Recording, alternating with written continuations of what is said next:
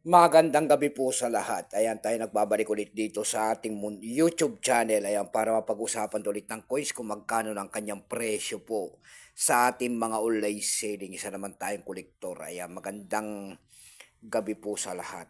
Ang pag-usapan nating barya guys, ito po ay barya po ng BSP. Ayan, tignan natin ang kanyang presyo kung magkano ng bintahan ito.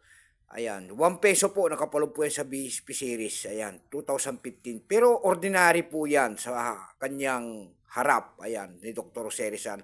Pero pagkatalikod ho natin yan, ayan po, frosted ang kanyang likod. Ayan, frosted po ang kanyang likod. Ayan, nakita nyo naman, kintab.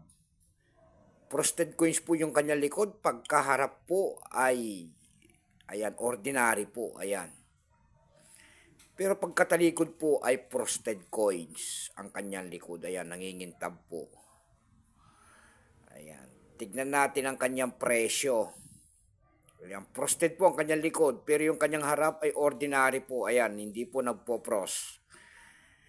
Ayan, mayroon din 2015 na yung kanyang harap po ay frosted po. At pagkatalikod naman din po ay frosted coins din. Pero ito po ay frosted lang yung kanyang nasa likod. Pero yung kanya nasa harap, nabubulol na tuloy. Yung kanya nasa harap ay ordinary.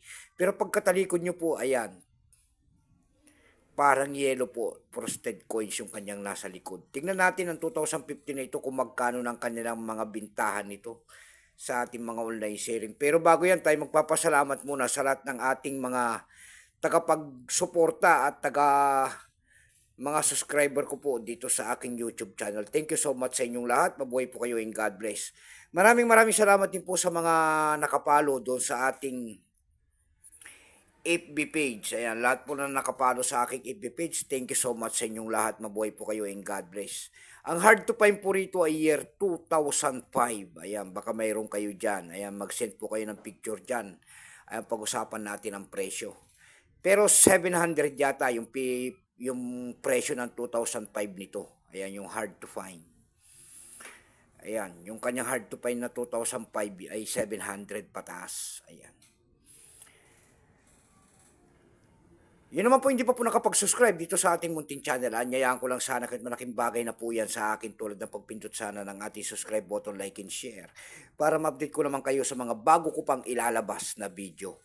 Ito ang ating pag-uusapan po, yung kanyang 2015 na ang nasa likod po ay frosted. Ayan o, frosted coins, nagyayelo. Pero ito sa kanyang harap ay hindi po frost. Ayan, ordinary lang po na parang hindi siya nangingintab.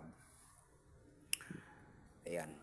Tingnan natin ang kanyang presyo kung magkano na. Pero bago yan, kilalanin mo muna natin siya. Issue po nito ay Philippines po. Period Republic, 1946 up to date po. Type nito standard circulation coins years.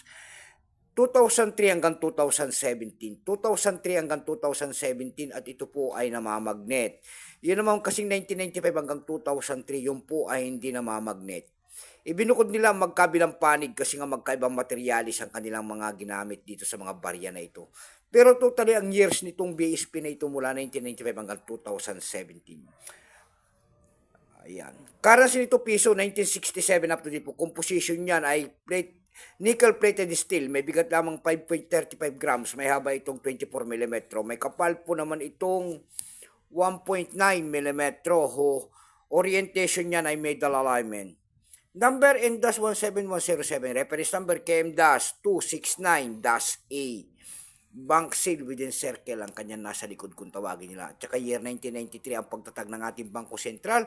And then cut wheel po. Diyan po bumabase ang ating mga kolektor kung ano reverse o die ang isang coins. Ayan, frosted po kanyang nasa likod.